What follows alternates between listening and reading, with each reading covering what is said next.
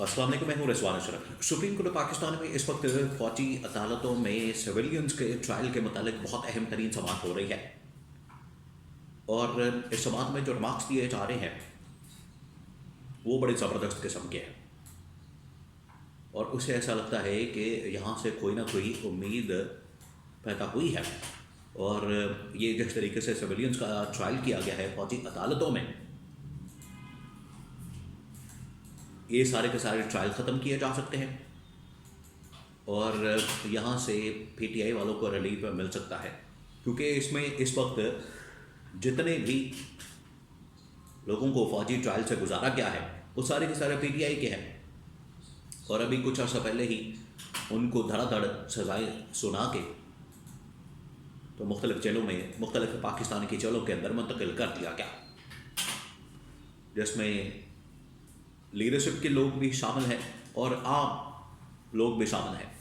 उनमें से कुछ लोगों को आम माफ़ी देकर छोड़ भी दिया गया, लेकिन अभी तक ये मामला मतनाज़ बना हुआ है कि फ़ौजी अदालतें सिविलियंस का ट्रायल कर सकती हैं। फ़ौजी अदालतों के पास ये इख्तियारात मौजूद हैं।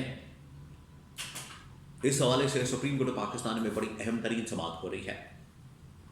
इसके बारे में बहुत अहम तरीन इंफॉर्मेशन मेरे पास मौजूद है, वो आपके साथ में शेयर करता हूँ। देखिए, ये जो फौजी अदालतों वाला मामला है, ये तारीखी तौर पर अगर देखा जाए तो ये हमेशा से मतनाज़ रहा है और पाकिस्तान की तारीख के अंदर इस तरह के बहुत सारे वाक़यात आए हैं। जब भी कभी फौजी अदालतों की ज़रूरत पड़ी है तो एक ख़ास अमेंडमेंट करने के बाद, तरमीम करने के बाद, आइन को बदलने के बाद, कानून के अंदर तब्दीली करने के बाद फौजी अदालतों को काम करने की इजाज़त दी जाती है। लेकिन यहाँ पर क्या हुआ है, यहाँ पर एकदम से फौजी अदालतें कायम करके तो वहाँ पर सिविलियंस का ट्रायल करके तो उनको सजाएं भी अनाउंस कर दी गई।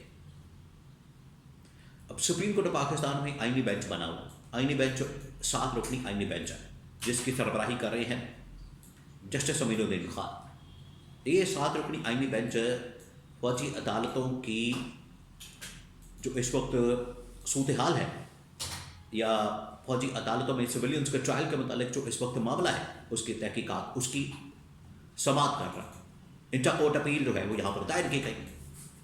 अब समाअत के मौके पर मुख्तलिफ जजेस जो है वो सवालात कर रहे हैं और सवालात में कुछ रिमार्क्स की शक्ल में या सवालात की शक्ल में जो किए जा रहे हैं वो आपके सामने रखना ताकि आपको इस पूरे मामले की समझ आ सके कि इस वक्त सिविलियंस का फौजी ट्रायल जो है वो किस तरह से मतनाज़ बनता जा रहा है।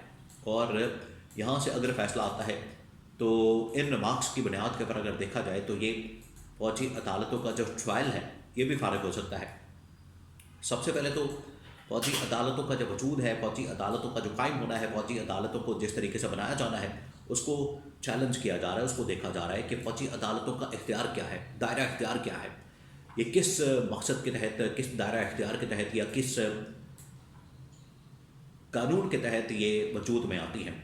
पहले तो उसको हमने देखना है और किस तरीके से ये काम करती हैं।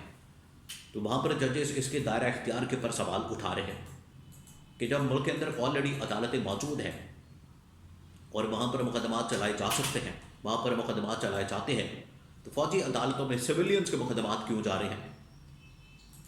देखिए, ये जो वहाँ पर ये भी मामला उठाया गया कि दहशत गर्दों की जब समाअत होती है उनके मुकदमात की, जो दहशत गर्दों के ऊपर मुकदमात बनाए जाते हैं तो वो ATC में चलते हैं, एंटी टेररिस्ट कोर्ट के अंदर चलते हैं।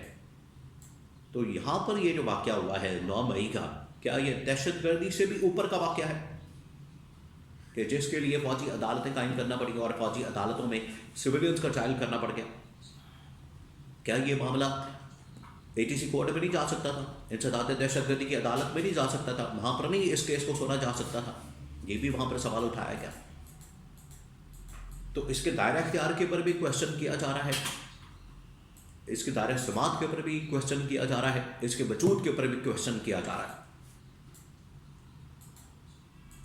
और फिर इसमें ये भी पूछा गया कि वहाँ पर अब जो मुजरिमान हैं जो मुख्तलिफ जेलों के अंदर भेज दिए गए हैं उनके साथ किस किस्म का सलूक किया जा रहा है। यहाँ पर किस किस्म का सलूक किया गया जब ये मिलिट्री कस्टडी के अंदर मौजूद थे, और उसके बाद वहाँ पर किस किस्म का सलूक किया जा रहा है और किस तरीके से इनको वहाँ पर रखा गया है। फिर इनके पहले मुकदमात जो थे वो ATC कोर्ट के अंदर थे, तो ATC कोर्ट के बाद ये मिलिट्री कोर्ट्स को किस तरह से मुंतकिल किया गया? क्या उसके ऊपर कोई फैसला मौजूद है? क्या उसके ऊपर कोई समाअत हुई है? क्या उसके ऊपर कोई आइन और कानून की बुनियाद के ऊपर इनको शिफ्ट किया गया मिलिट्री कोर्ट्स के अंदर इनका मुकदमा? ये भी कोई डॉक्यूमेंट मौजूद नहीं। फिर सबसे अहम सवाल है जो इनकी जानिब से फैसले दिए गए हैं। देखिए, ये भी लेटेस्ट स्टेज के ऊपर मामला आना है। अभी तो इसके वजूद के ऊपर, इसके दायरा इख्तियार, दायरा समात के ऊपर सवालात उठाए जा रहे हैं। अभी ये भी स्टेज आनी है कि इस वक्त जो फैसले दिए जा चुके हैं, 9 मई के मुजरमान को तकरीबन कोई 100 के करीब मुजरमान हैं या मुलजमान हैं, उनको सज़ाएँ भी सुना दी गई हैं। किसी को 2 साल, किसी को 5 साल, किसी को 10 साल। तो ये जो सज़ाएँ सुनाई गई हैं, इनके फैसले का है। फैसला तो इस वक्त किसी के पास मौजूद नहीं है। फैसला तो किसी के पास भी नहीं है। फैसला होगा, पूरा केस होगा, फिर ही देखा जाएगा कि किन बुनियादों के ऊपर इनको सज़ाएँ दी गई हैं, कौन सी ऐसी वजूहात हैं, कौन सी ऐसी लीगल ग्राउंड्स हैं कि इनको सज़ाएँ अनाउंस कर दी गई। यहाँ पर तो सज़ाएँ भी अनाउंस हो गई, सज़ाएँ माफ़ भी हो गई, सब कुछ ख़त्म हो गया और फैसला अभी तक बाहर नहीं आया। ये वो बुनियादी सवालात हैं जो कि इमरान खान पहले दिन इन फौजी अदालतों के मतलब कर रहा है, और PTI वाले और इमरान खान ये इसके ऊपर चीखो पुकार कर रहे हैं, इसके ऊपर शोर मचा रहे हैं। इसके ऊपर उनकी जानिब से शोर मचाया जा रहा है कि फौजी अदालतें सिविलियंस का ट्रायल किस तरह से कर सकती हैं। और एक वक्त ऐसा भी आया था कि इमरान खान के मतलब भी बात शुरू हो गई थी कि इमरान खान का भी फौजी ट्रायल किया जा सकता है। तो इमरान खान ने कहा था कि अगर किसी को शौक़ है मेरा फौजी ट्रायल करने का तो बिल्कुल करके देख लें। तो फिर फौजी इस्टेब्लिशमेंट की जानिब से पैगाम आया था कि अगर आपका ट्रायल होगा तो वो पब्लिक में होगा, ओपन होगा, पब्लिक को उस तक एक्सेस होगी, रिपोर्टर्स आएंगे, पब्लिक आएगी, लोग आएंगे, उसको देख सकते हैं, उस समात को सुन सकते हैं। तो इमरान खान के मतलब तो ये मामला है। लेकिन यहाँ पर जो 100 के करीब मुलजमान को पकड़ा गया, मिलिट्री कस्टडी के अंदर दिया गया, खुफिया तरीके से उनका ट्रायल किया गया, और ट्रायल करने के बाद अब उनको सज़ाएँ भी अनाउंस कर दी गई। तो किसी को कान भी खबर नहीं हुई कि इस पूरे मामले के अंदर हुआ क्या, कौन आया कौन गया। और ये तो एग्जीक्यूटिव का मामला है या एक इदारे का मामला है, तो अगर एग्जीक्यूटिव के ऊपर, गवर्नमेंट के एक इदारे के ऊपर हमला होता है तो गवर्नमेंट उसमें बचाते खुद किस तरह से जज बन सकती है, वो किस तरह से जज का किरदार अदा कर सकती है।